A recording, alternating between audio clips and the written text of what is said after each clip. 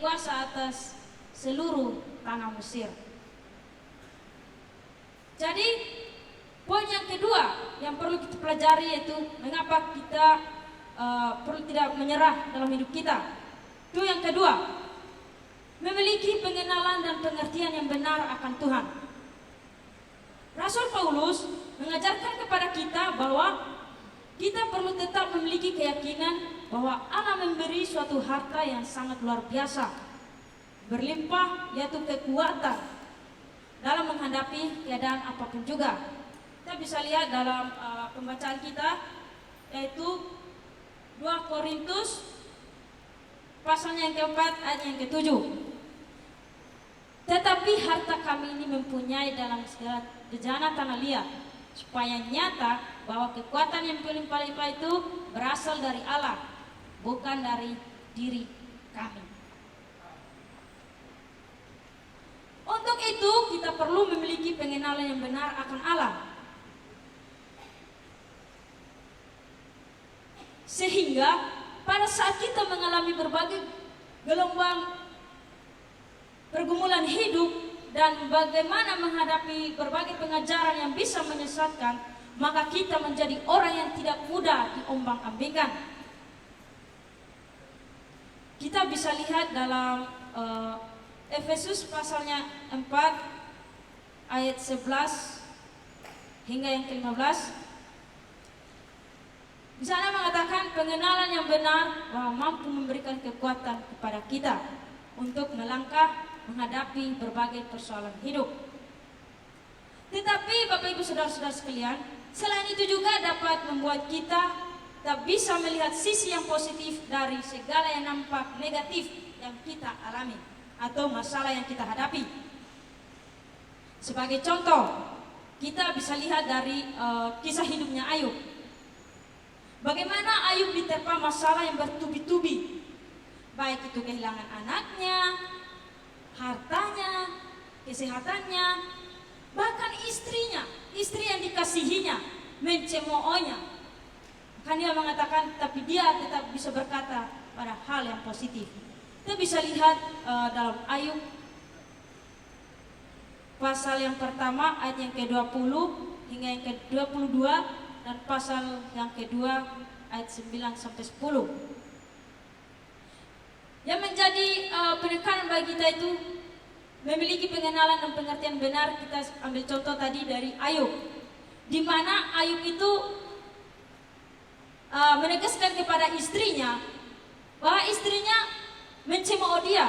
Kita bisa lihat di ayat yang pasal yang Ayub pasal 2 ayat 9 sampai 10. Maka berkatalah istrinya kepadanya, masih bertekunkah engkau dalam kesalehanmu?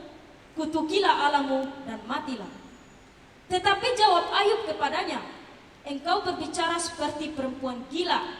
Apakah kita mau menerima yang baik dari Allah, tetapi tidak mau menerima yang buruk? Dalam kesemuanya itu Ayub tidak berbuat dosa dengan bibirnya. Poin yang ketiga, Bapak Ibu Saudara-saudara sekalian, Allah ingin melihat bukti iman kita. Kita bisa lihat dalam pertama Petrus 1 ayat 6 hingga ke-7. Dikatakan bahwa berbahagialah akan hal ini, sekalipun sekarang ini ketika kamu harus berduka cita oleh berbagai-bagai pencobaan.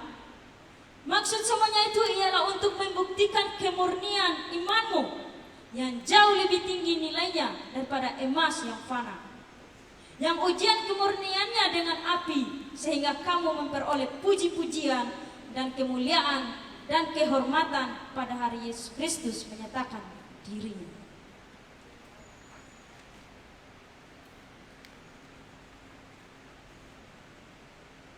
Kita menyadari bahwa iman kita pada Allah tidak dibuktikan oleh berada di ruang ibadah. Contoh, bukan hanya sekedar di tempat aula ini kita beribadah, itu baru namanya kita bertumbuh iman kita kepada Tuhan. Tidak. Di mana saja, kapan saja, dalam keadaan apapun juga, itu namanya kita ibadah. Jika kita ingin bertemu dengan Tuhan, berhubungan intim dengan Tuhan, kita menghadap hadiratnya, kita beribadah kepadanya. Tetapi iman kita dibuktikan ketika berada di luar tempat ibadah. Di dalam kehidupan sehari-hari menghadap masalah, justru disitulah iman kita diuji dan kita lebih dewasa dalam menghadapi masalah-masalah yang kita hadapi. Poin yang keempat, Bapak Ibu Saudara-saudari, ketika kita menyadari bahwa ada berkat bagi orang-orang yang menang. Dalam 2 Timotius pasal 4 ayat 6 sampai 8, Rasul Paulus mengatakan bahwa mengenai diriku, darahku sudah mulai dicurahkan sebagai persembahan dan mulai saat kematianku sudah dekat. Aku telah mengakhiri pertandingan yang baik, aku telah mencapai garis finish, dan aku telah memelihara iman. Sekarang telah tersedia bagiku kebenaran, mahkota kebenaran yang akan dikaruniakan kepadaku oleh Tuhan, Hakim yang adil pada harinya. Tetapi bukan hanya kepadaku, melainkan kepada semua orang yang merindukan kedatangannya. Rasul Paulus dalam pelayanannya begitu antusias di jemaat Korintus. Dalam hal penginjilannya, dalam hal follow up-nya sama jemaat-jemaat di Korintus, ia rela menghadapi berbagai penderitaan. Contoh, dia dipenjara, karam kapal, diancam, tetapi ia tetap bertahan karena ia tahu bahwa ada berkat Allah yang disediakan baginya, yaitu mahkota kemuliaan. Untuk itu dia tetap memfokuskan diri pada panggilan tersebut, untuk mengabarkan Injil, mengabarkan tentang juru selamat di jemaat Korintus. Apabila kita membaca dalam kitab Wahyu pasal 2 sampai 3, dikatakan bahwa 7 jemaat barang siapa menang Tuhan. Tuhan menghendaki agar setiap umatnya menjadi orang-orang yang berkemenangan. Sesungguhnya dari setiap kemenangan yang diraih selalu ada upah yang telah disediakan Allah bagi kita. Untuk itu Bapak Ibu Saudara-saudara sekalian, apa yang kita dapat dari poin-poin di atas ini? Bagaimana cara kita dalam menghadapi supaya kita jangan mudah menyerah? Yang pertama tadi, memampukan kita agar melihat dari sudut pandang Allah. Yang kedua, memiliki pengenalan dan pengertian yang benar akan Tuhan. Yang ketiga, Allah ingin melihat bukti iman kita. Dan yang terakhir, ketika kita menyadari bahwa ada berkat bagi orang-orang yang menang. Biarlah firman ini menjadi pedoman atau pelita dalam hidup kita.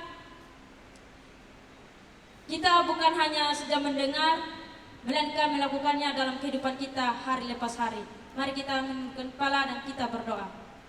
Terima kasih Tuhan, kami telah mendengarkan kebenaran firman-Mu. Hamba-Mu yang dipercayakan untuk menyampaikan firman-Mu telah selesai berbicara Tuhan.